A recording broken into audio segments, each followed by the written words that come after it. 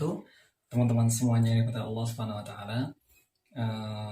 Kesempatan hari ini kita mau belajar tentang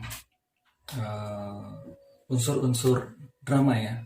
Atau dalam mata kuliah kita adalah unsur-unsur storytelling. Di sini yang akan saya bahas adalah naskah ya. Dimana ini merupakan merupakan inti dari sebuah storytelling atau inti dari sebuah drama itu sendiri. Tanpa adanya naskah, apa dikata teman-teman semuanya? Anda tidak bisa melakukan pementasan, Anda tidak bisa melakukan acting, Anda tidak bisa melakukan penceritaan kepada halayak, kepada umum, kepada publik. Gitu teman-teman ya.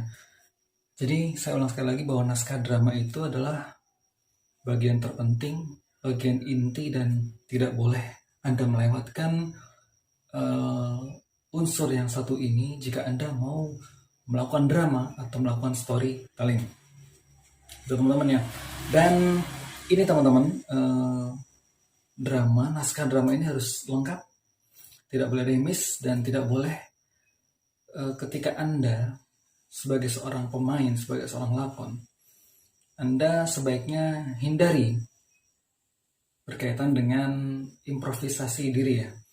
Karena kalau Anda improvisasi diri sementara Anda bukan seorang yang profesional, bukan seorang yang menggeluti bidang seni itu, maka Anda akan mengalami banyak sekali kendala di situ nanti. Dan akan banyak sekali hambatan sehingga tidak sampai pada acting, tidak sampai pada cerita yang sesungguhnya. Ini yang membahayakan teman-teman ya. Kemudian drama itu sendiri, naskah drama itu sendiri bisa diambil dari beberapa macam. Bisa dari kehidupan sehari-hari Anda, atau dari kehidupan orang lain yang sekitar Anda, atau Anda nukil sendiri, Anda ambil cerita itu, naskah itu dari cerita-cerita yang sudah ada dan masyhur, populer di kalangan kita ya. Banyak sekali cerita tersebut. Kita akan masuk kepada pembahasan yang pertama, yaitu naskah drama itu isinya apa? Satu, isinya adalah dialog ya teman-teman ya. Jadi baik itu drama, baik itu storytelling, maka situ harus ada dialog tokoh-tokohnya.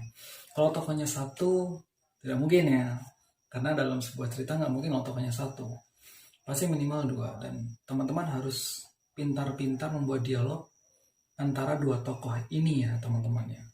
Ingat bahwa naskah harus ada dialog. Yang kedua adalah nama-nama tokoh. Tentunya dari dialog yang Anda tulis, yang kalian tulis, itu pasti ada nama-namanya ya situ. Nama tokohnya. Tokoh antagonis siapa, tokoh protagonis siapa, atau tokoh antagonis semuanya, atau tokoh protagonis semuanya, itu harus ada namanya. Ya teman-teman ya, itu penting. Yang ketiga adanya busana. Maka dalam naskah itu perlu ditambahkan adanya keterangan tentang busana. Atau ketika Anda sedang menulis naskah ya, dialog tentang sebuah cerita, maka di situ pun juga Anda paling tidak sudah membayangkan busana apa yang akan Anda pakai ketika itu. Oke, baik, yang berikutnya adalah yang keempat berarti ya, setting ya teman-teman ya. Ini hal penting. Mungkin kalau drama, setting itu menjadi hal yang penting karena agar menarik ya.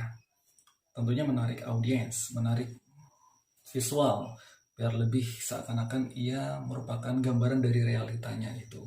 Realita yang kita hadirkan di depan mata kita, itu seperti itu setting. Tapi kalau Anda sekarang sedang melakukan storytelling, maka setting di sini Anda bisa manipulasi. Manipulasi dengan apa? Gampang sekali teman-teman. Permainan aplikasi desainnya, desain video, desain audio, atau desain animasi yang lainnya itu sangat bisa Anda gunakan sekali di situ. Misal setting ya, Anda berada di sebuah pantai. Anda tidak mungkin dengan keadaan pandemi seperti ini Anda melakukan perjalanan menuju pantai hanya untuk sekedar melakukan drama atau storytelling di situ. Tentunya audionya akan sangat bertabrakan, audio akan sangat terganggu di situ. Anda tidak mungkin melakukan acting di suatu tempat di mana Anda berada. Misal ketika saya ingin berakting di tempat berupa goa ya, gua. Anda tidak mungkin Anda akan datang ke sana kemudian Anda akan susah payah berakting di depan situ.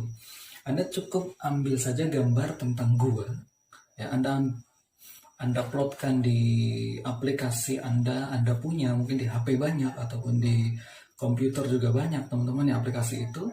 Anda pajangkan saja plot di belakang Anda dan Anda berada di depan, seperti yang sekarang sedang saya lakukan. Anda bisa melakukan itu, acting seakan-akan Anda sedang berada di gua atau Anda sedang berada di pantai. Seperti itu teman-teman ya. Tata lampu ini pun juga mudah teman-teman ya, tidak seperti drama pada umumnya. Drama itu membutuhkan lighting yang benar-benar sempurna dan komplit. Permainan lighting pun juga berwarna-warninya pun akan menggugah cerita, menggugah selera dan menggugah rasa yang dimiliki oleh penonton itu sendiri. Tapi kalau Anda melakukan storytelling berbeda. Anda bisa melakukan itu dengan permainan lighting sendiri atau permainan editing ya, editing kamera, editing HP, editing aplikasi. Dan Anda bisa dapatkan itu semuanya, aplikasinya mudah. Kemudian yang terakhir adalah tata suara. Apalagi tata suara. Mudah sekali teman-teman. Anda bisa melakukan memasukkan background atau melakukan soundtrack itu sendiri melalui aplikasi yang mungkin sekarang sudah Anda pahami semuanya ya.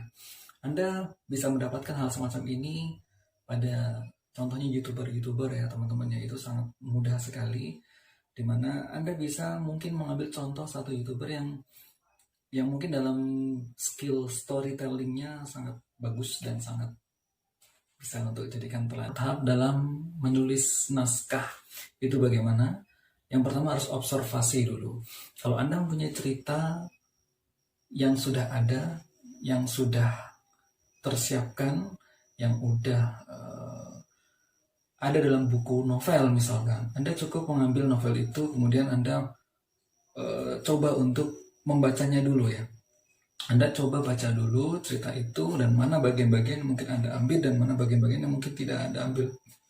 Tidak semuanya bagian dalam novel itu Anda ambil untuk Anda telling kan, Anda beritakan, Anda ceritakan.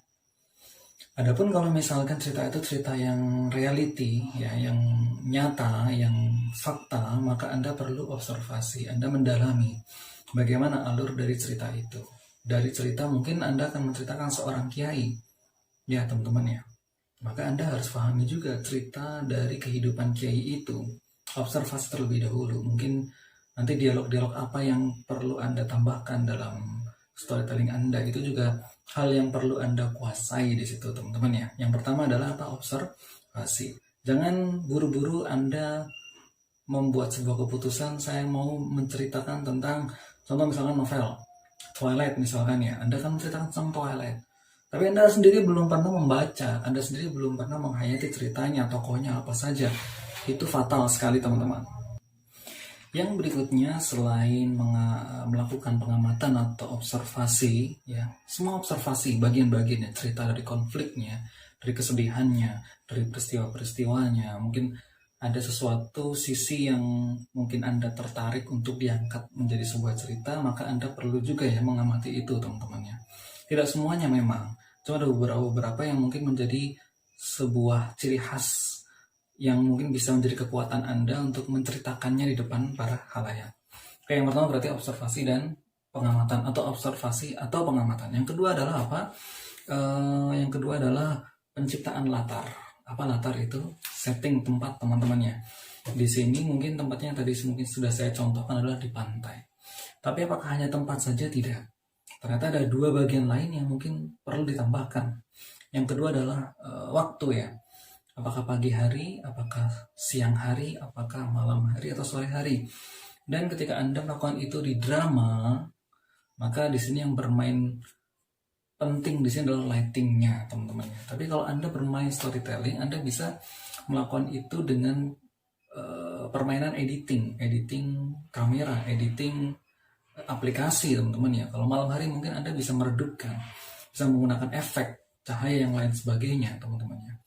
Kalau misalnya pagi hari Anda mungkin bisa menambahkan suasana mungkin mega ya, merah yang mungkin merah merah apel ya mungkin ya, bukan apel yang merah sekali pekat, bukan, tapi merah yang merah kuning-kuningan ya, mungkin itu bisa Anda ciptakan lewat efek itu sendiri. Itu lewat backgroundnya juga bisa, lighting itu. Kemudian selain itu teman-teman juga bisa bermain di suasananya ya. Mungkin suasananya ketika di pantai, apakah senang? Kalau senang maka Anda harus mengeluarkan ekspresi senang itu. Jika sedih maka Anda juga harus mengeluarkan ekspresi sedih itu sendiri. Itu teman-teman ya. Jadi ada 3 bagian, yaitu tempat di pantai atau di gunung atau di kelas atau di sekolah atau di kampus atau di mungkin kalau cerita-cerita klasik mungkin ada di hutan gitu teman-teman, ada di sungai atau di curug ya, atau curug ya, air terjun dan semacamnya. Kalau Anda mau mengangkat cerita-cerita klasik, saya jadi teringat, mungkin kalau Anda membuka aplikasi TikTok itu teman-teman ya, mungkin ada ya situ ya video, kemudian Anda tempelkan video Anda di depannya, tapi di sini Anda harus bermain halus ya. Jangan sampai Anda hanya menempelkan saja dan akan terlihat perbedaan yang sangat mencolok di antara kedua video itu. Anda harus bermain juga editing di sini. Nah, sekali lagi saya ulang, Anda harus bermain editing juga. Kemudian berikutnya harus penciptaan latar adalah penciptaan tokoh. Ketika Anda mendapatkan observasi, ceritanya sudah dapat, peristiwanya sudah dapat, masalahnya, gejolaknya sudah dapat, kemudian Anda juga dapat settingnya di mana, pagi, siang, malam, atau bagaimana, suasananya adalah menyenangkan, sedih, atau berduka, atau sedang berbahagia, Anda sudah tentukan. Yang berikutnya adalah tokohnya. Siapa saja yang mau Anda angkat ceritanya dalam storytelling ini. Kalau tadi saya contohkan kiai, apakah kiainya saja atau dengan bunyainya, atau ditambah dengan santri-santrinya. Itu teman-teman ya. Mungkin kalau storytelling Anda akan kebingungan, karena hanya satu yang bermain, yaitu Anda. Sementara Anda harus memerankan berbagai macam tokoh. Berbeda dengan drama. Drama mungkin personalnya banyak, orangnya banyak, maka setiap orang akan dikenakan tanggungan menjadi karakter siapa. Nah, di sini Anda harus bermain apa? Anda juga harus bermain editing juga. Kalau Anda storytelling, maka Anda harus pintar-pintar berakting layaknya seorang, contoh yang tadi cerita adalah kiai. Kalau Anda menceritakan dengan bunyai, maka Anda juga harus pandai-pandai. Bisa jadi Anda menjadi seorang bunyai, atau Anda akan mendatangkan satu orang lagi untuk berperan sebagai bunyai. Oke teman-teman, karena kalau Anda laki-laki tidak mungkin ya kalau mau berperan sebagai wanita, kecuali kalau Anda wanita. Dan sebaiknya kalau Anda wanita memerankan seorang kiai nggak mungkin. Atau bisa jadi mungkin, tapi dengan perantara Tata Rias. Nah, Tata Rias ini nanti akan kita bahas kemudian. Itu teman-teman ya. Kemudian yang berikutnya adalah santri tadi ya. Bila Anda melakukan storytelling, maka Anda juga bisa berakting, berkarakter selayaknya seorang santri. Itu dengan atributnya, tata rias, busananya, yang tadi saya sebutkan ya. Oke, isi dari naskah itu sendiri. Seorang kiai dengan atribut dan busananya, mungkin dengan sorbannya, ya, dengan picisnya saja mungkin. Kemudian dengan sajadah hijaunya, dengan baju kokonya, kemudian dengan sarungnya, seperti itu. Bunyai mungkin Anda kalau seorang laki-laki bisa mendatangkan saudara Anda, saudari Anda, kakak, mungkin adik, atau siapa saja yang bisa berperan sebagai seorang. Atau mungkin Anda sendiri yang berperan sebagai seorang nyai, tidak apa-apa walaupun Anda cowok. Tapi kalau Anda cewek, kemungkinan besar bisa ya berperan sebagai seorang kiai juga bisa. Menambahkan kumis, misalnya menambahkan jenggot, kacamata, dan berbusana layaknya seorang kiai walaupun Anda cewek, itu bisa mungkin. Seperti itu teman-teman ya. Kemudian yang berikutnya adalah melakukan konflik, penciptaan konflik. Dari cerita-cerita yang Anda gunakan, yang Anda akan ungkapkan, Anda akan ceritakan, itu pasti akan ada titik di mana sebuah peristiwa itu puncak-puncaknya terjadi. Atau sebuah peristiwa yang sangat mencengangkan, peristiwa yang mungkin berkesan, cerita yang mungkin akan menjadi sebuah hal yang sangat fenomenal dalam ceritanya sang kiai itu misalnya. Itu namanya konflik. Berarti ada titik ke atas, kalau ada titik ke atas berarti ada titik ke bawah ya. maka konflik itu akan ada dan konflik itu akan reda. Bagaimana redanya itu juga perlu Anda ceritakan, perlu Anda sampaikan dalam storytelling Anda. Tidak dalam storytelling Anda saja, tetapi juga dalam drama pun akan ada yang namanya dengan konflik. Atau dalam bahasanya adalah